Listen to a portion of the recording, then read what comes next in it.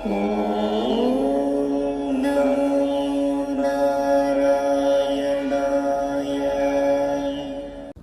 நமஸ்காரம். இன்னைக்கு தசகம் 31 பலிதர்ப்ப உச்சேதக, அந்த தசகம் பார்க்க போறோம். இது வந்து சாந்திரானந்த ராகம்.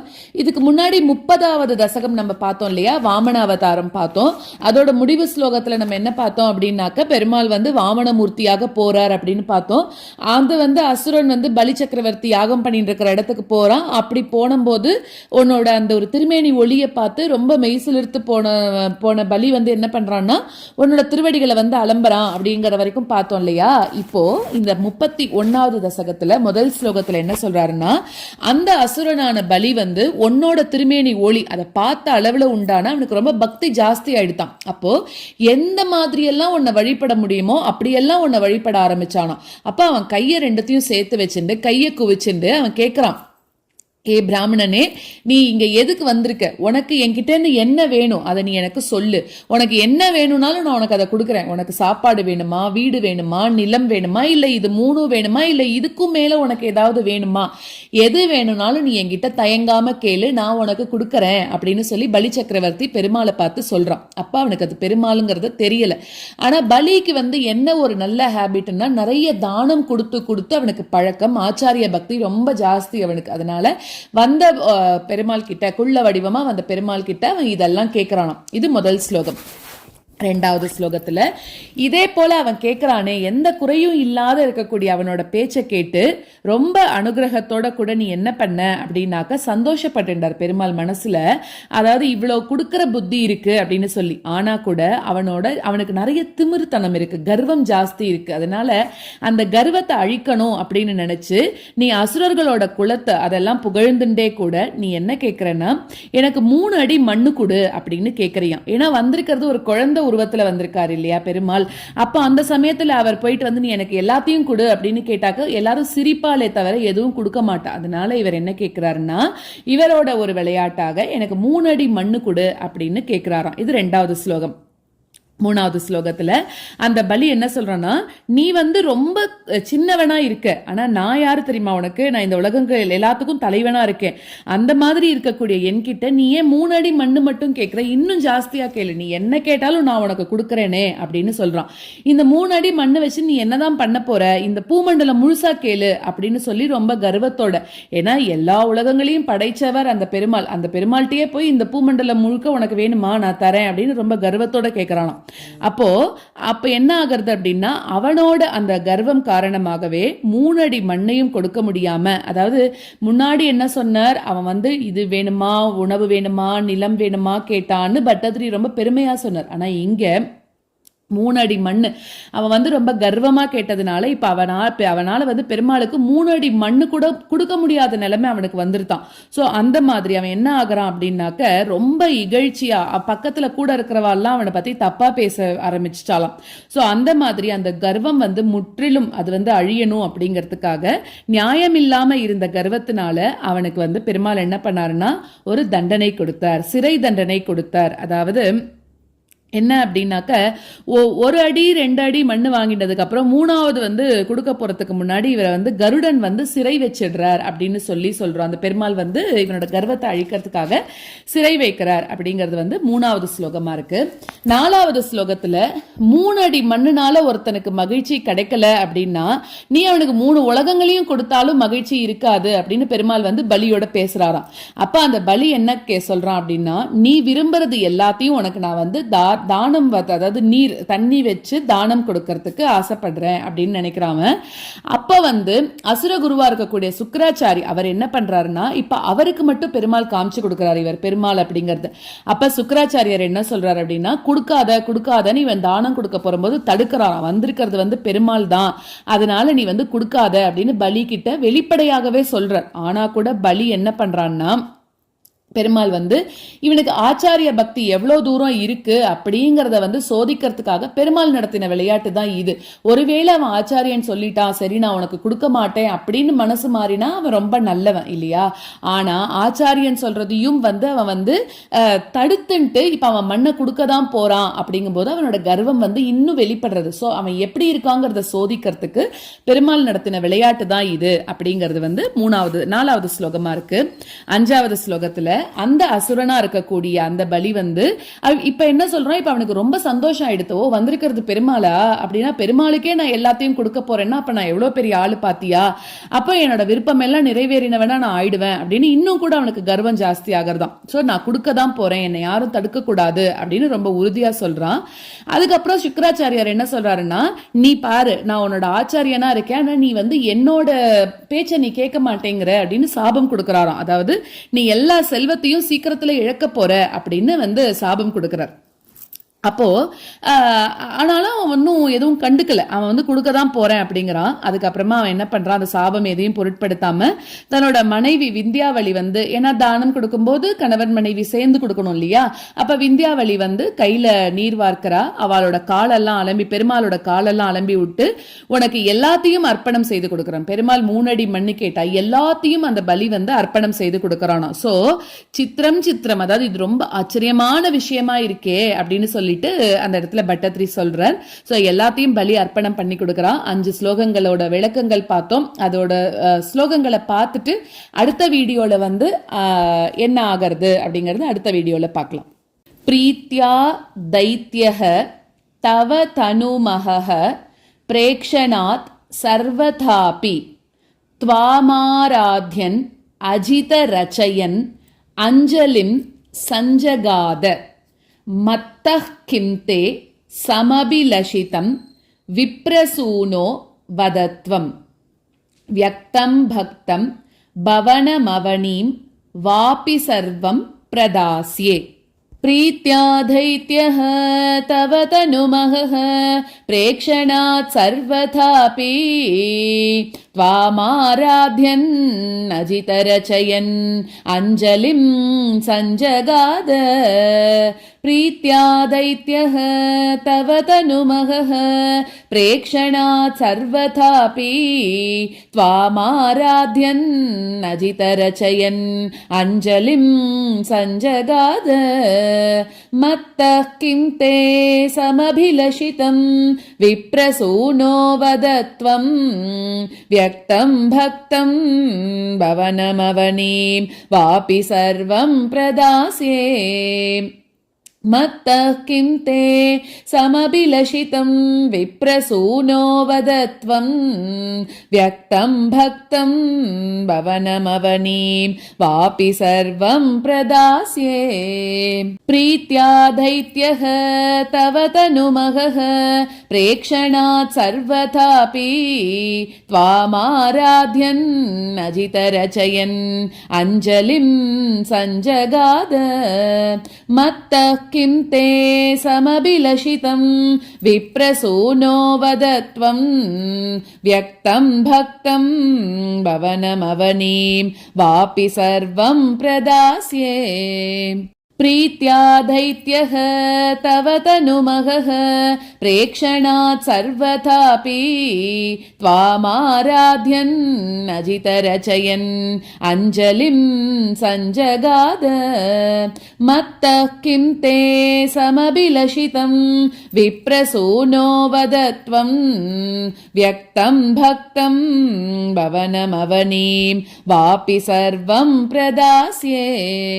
तामक्षीणां बलिगिरमुपाकर्ण्य कारुण्यपूर्णोऽपि अस्योत्सेकं शमयितुमना दैत्यवंशं प्रशंसन् भूमिं पादत्रयपरिमितां प्रार्थयामासितत्वं सर्वं देहीतितु निगदिते कस्य हास्यं न वा स्यात्.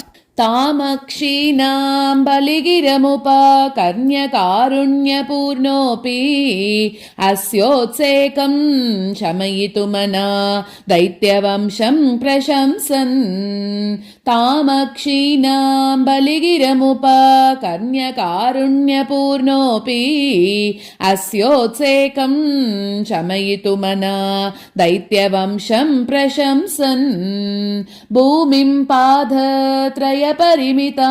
प्रार्थयामासि तत्त्वं सर्वं देहीति तु निगदिते कस्य हास्यं न वा स्यात् भूमिं पादत्रयपरिमितां प्रार्थयामासि तत्त्वं सर्वं देहीति तु निगदिते कस्य हास्यं न वा स्यात् तामक्षीणां बलिगिरमुपकर्ण्यकारुण्यपूर्णोऽपि अस्योत्सेकं शमयितुमना दैत्यवंशं प्रशंसन् भूमिं पादत्रयपरिमितां प्रार्थयामासि तत्त्वं सर्वं देहीति तु निगदिते कस्य हास्यं न वा स्यात् तामक्षीणां बलिगिरमुपकर्ण्यकारुण्यपूर्णोऽपि अस्योत्सेकं शमयितुमना दैत्यवंशं प्रशंसन् भूमिं पादत्रयपरिमितां प्रार्थयामासि तत्त्वं सर्वं देहीति तु निगदिते कस्य हास्यं न वा स्यात् विश्वेशं मां त्रिपदमिह किं याचसे बालिशस्त्वं सर्वां भूमिं वृणु किमु मुने त्यालपत्वां स दृप्यन् यस्माद्दर्पात् त्रिपदपरिपूर्त्यक्षमक्षेपवादान् बन्धं चासा वगमदददर् होऽपि गाढोपशान्त्यै विश्वेशं मां त्रिपदमिह किं याचसे बालिशस्त्वं सर्वां भूमिं वृणु किममुने त्यालपत्वां सदृप्यन् विश्वेशं मां त्रिपदमिह किं याचसे बालिशस्त्वं सर्वां भूमिं वृणु किममुने त्यालपत्वां सदृप्यन् यस्माद्धर्पात् त्रिपदपरिपूर्त्यक्षमक्षेपवादान् बन्धं चासावगमदतदर् होऽपि गाढोपशान्त्यै यस्मादर्पात् त्रिपदपरिपूर्त्यक्षमक्षेपवादान् बन्धं चासावगमदतदर् होऽपि गाढोपशान्त्यै विश्वेशं मां त्रिपदमिह किं याचसे बालिशस्त्वं सर्वां भूमिं वृणु किममुने व्यालपत्वां सदृप्यन् यस्माद्धर्पात् त्रिपदपरिपूर्त्यक्षमक्षेपवादान् बन्धं चासावगमदतदर् होऽपि गाढोपशान्त्यै विश्वेशं मां त्रिपदमिह किं याचसे बालिशस्त्वं सर्वां भूमिं वृणु किममुने व्यालपत्वां सदृप्यन् यस्माद्धर्पात् त्रिपदपरिपूर्त्यक्षमक्षेपवादान् बन्धं चासावगमदतदर् होऽपि गाढोपशान्त्यै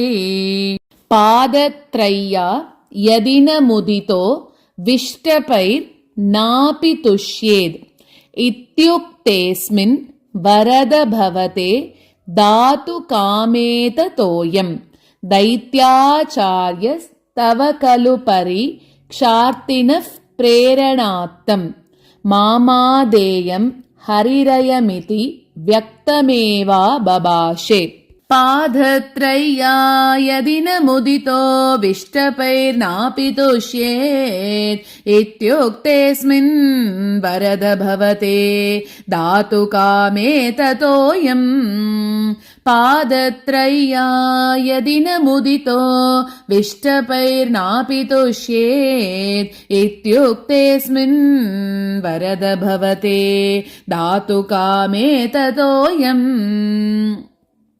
दैत्याचार्यस्तव खलु परीक्षार्दिनः प्रेरणार्थम् मामादेयं हरिरयमिति व्यक्तमेवाबभाषे दैत्याचार्यस्तव खलु परीक्षार्थिनः प्रेरणार्थम् मामादेयं हरिरयमिति व्यक्तमेवाबभाषे पादत्रय्या यदि न मुदितो विष्टपैर्नापि तुष्येत् इत्युक्तेऽस्मिन् वरद भवते दातुकामे ततोऽयम् दैत्याचार्यस्तव खलु परीक्षार्थिनः प्रेरणार्थम् मामादेयं हरिरयमिति व्यक्तमेवाबभाषे पादत्रय्या यदि न मुदितो विष्टपैर्नापि तुष्येत् इत्युक्तेऽस्मिन् वरद भवते दातुकामे ततोऽयम् दैत्याचार्यस्तव खलु परीक्षार्थिनः प्रेरणार्थम् मामादेयं हरिरयमिति व्यक्तमेवाबभाषे याचत्येवं यदि स भगवान् पूर्णकामोऽस्मि सोऽहं दास्याम्येव स्थिरमिति वदन् काव्यशप्तोऽपि दैत्यः विन्ध्यावल्या निजदयितया दत्तपाध्याय तुभ्यं चित्रं चित्रं सकलमपि स प्रार्पयत् तोयपूर्वम् याचत्येवं यदि स भगवान् पूर्णकामोऽस्मि सोऽहं दास्याम्येव स्थिरमिति वदन् काव्यशप्तोऽपि दैत्यः याचत्येवं यदि स भगवान् पूर्णकामोऽस्मि सोऽहं दास्याम्येव स्थिरमिति वदन् काव्यशप्तोऽपि दैत्यः विन्ध्यावल्या निजदयितया दत्तपाध्याय तुभ्यं चित्रं चित्रं सकलमपि स प्रार्पयतोयपूर्वम् विन्ध्यावल्या निजदयितया दत्तपाध्याय तुभ्यं चित्रं चित्रं सकलमपि स प्रार्पयतोयपूर्वम् याचत्येवं यदि स भगवान् पूर्णकामोऽस्मि सोऽहं दास्याम्येव स्थिरमिति वदन् काव्यशप्तोऽपि दैत्यः विन्ध्यावल्या निजदयितया दत्तपाध्याय तुभ्यं चित्रं चित्रं सकलमपि स प्रार्पयतोयपूर्वम् याचत्येवं यदि स भगवान् पूर्णकामोऽस्मि सोऽहं दास्याम्येव स्थिरमिति वदन् काव्यशप्तोऽपि दैत्यः विन्ध्यावल्या निजदयितया दत्तपाध्याय तुभ्यं चित्रं चित्रं सकलमपि स प्रार्पयतोयपूर्वम्